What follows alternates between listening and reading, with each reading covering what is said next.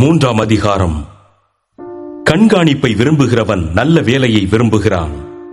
இது உண்மையான வார்த்தை. ஆகையால் கண்காணியானவன் குற்றஞ்சாட்டப்படாதவனும், ஒரே மனைவியை உடைய புருஷனும், ஜாக்கிரதையுள்ளவனும், தெளிந்த புத்தியுள்ளவனும், யோக்கியதையுள்ளவனும், அந்நியரை உபசரிக்கிறவனும், போதக சமர்த்தனுமாய் இருக்க வேண்டும். அவன் மதுபான பிரியனும், அடிக்கிறவனும், இழிவான ஆதாயத்தை இச்சிக்கிறவனுமாயிராமல் பொறுமையுள்ளவனும், சண்டை பண்ணாதவனும், பண ஆசை இல்லாதவனுமாயிருந்து தன் சொந்த குடும்பத்தை நன்றாய் நடத்துகிறவனும், தன் பிள்ளைகளை சகல நல்லொழுக்கமுள்ளவர்களாக கீழ்ப்படிய பண்ணுகிறவனுமாயிருக்க வேண்டும்.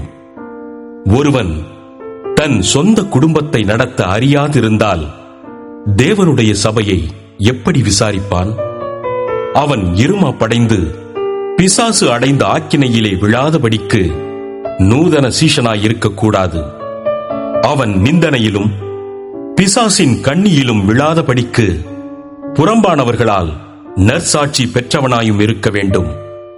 அந்தப்படியே உதவிக்காரரும், இருநாக்குள்ளவர்களாயும், மதுபான பிரியராயும், இழிவான ஆதாயத்தை எச்சிக்கிறவர்களாயும் இராமல் நல்லொழுக்கமுள்ளவர்களாயும், விசுவாசத்தின் ரகசியத்தை சுத்த மனசாட்சியிலே காத்துக் கொள்ளுகிறவர்களாயும் இருக்க வேண்டும்.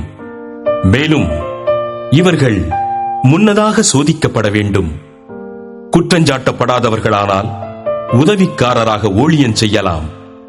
அந்தப்படியே ஸ்திரீகளும் நல்லொழுக்கமுள்ளவர்களும், அவதூறு பண்ணாதவர்களும், தெளிந்த புத்தி உள்ளவர்களும், எல்லாவற்றிலேயும் உண்மையுள்ளவர்களுமாயிருக்க வேண்டும்.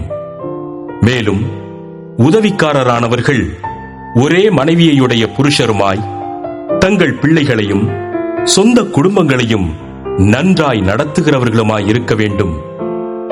இப்படி உதவிக்காரருடைய ஊழியத்தை நன்றாய் செய்கிறவர்கள் தங்களுக்கு நல்ல நிலையையும் கிறிஸ்து இயேசுவை பற்றும் விசுவாசத்தில் மிகுந்த தைரியத்தையும் அடைவார்கள். நான் உன்னிடத்திற்கு சீக்கிரமாய் வருவேன் என்று நம்பியிருக்கிறேன். தாமதிப்பேனாகில் தேவனுடைய வீட்டிலே நடக்க வேண்டிய வகையை நீ அறியும்படி இவைகளை உனக்கு எழுதுகிறேன். அந்த வீடு ஜீவனுள்ள தேவனுடைய சபையாய் சத்தியத்துக்கு தூணும் ஆதாரமுமாயிருக்கிறது. அன்றியும் தேவ பக்திக்குரிய ரகசியமானது யாவரும் ஒப்புக்கொள்ளுகிறபடியே மகா மேன்மையுள்ளது.